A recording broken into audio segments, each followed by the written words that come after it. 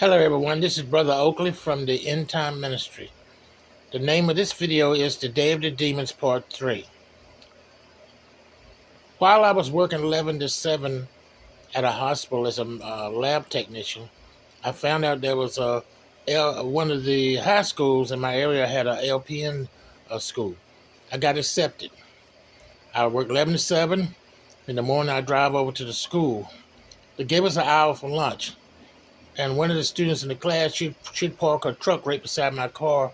And while I studied during the hour for lunch, she would lay across the seat of her truck and take a nap. That's how wore out we were. But I survived and I graduated to school.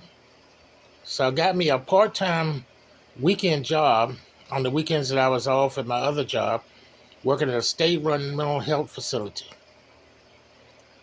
As an LPN, my job was to pass the medication. I worked on our RN. She was in charge, and there were mental health techs sat on the floor guiding the patients.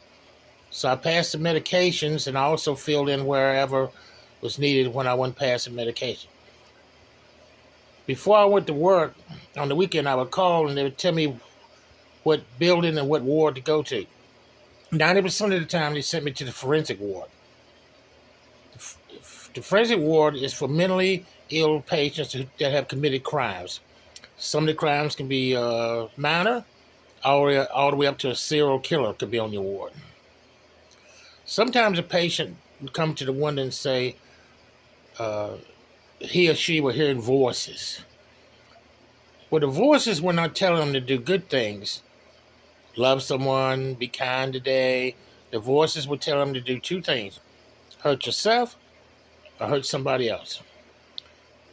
One Sunday, everybody was watching the football games, all the patients on the ward, everything was quiet. All of a sudden, this patient leaped up and started attacking the patient in front of him. So in the forensic ward, there are cameras everywhere. So they called a 1033, meaning fight in progress. The security came running in and subdued the patient and put the patient in a padded room they called a quiet room. So I had to ward through the security staff to get to the patient and give the patient a shot. When the patient finally calmed down to the point that the patient could be let out on the ward again, I asked him, I said, "Why did you attack that guy in front of you? He didn't do nothing to you." He said, "I did it because voices were telling me, if you do not attack that patient in front of you, we're going to come to your room tonight and get you."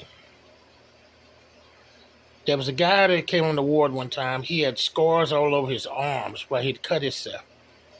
I asked him, "Why did you cut yourself all over your arms like that?" He says, "Voices told me to do it." You remember the man in the Bible that was running naked amongst the tombs? He cut himself on the rocks.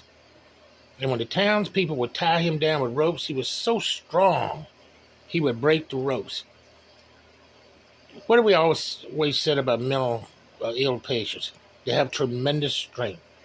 I've seen it take several guards just to subdue one small mental ill patient when the patient went off.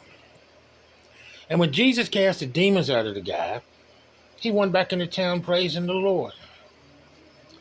On one of the wards I worked at, there was a nurse that was very spiritual, Christian nurse. She would hold hands with us and pray before we went out on the ward for our shift.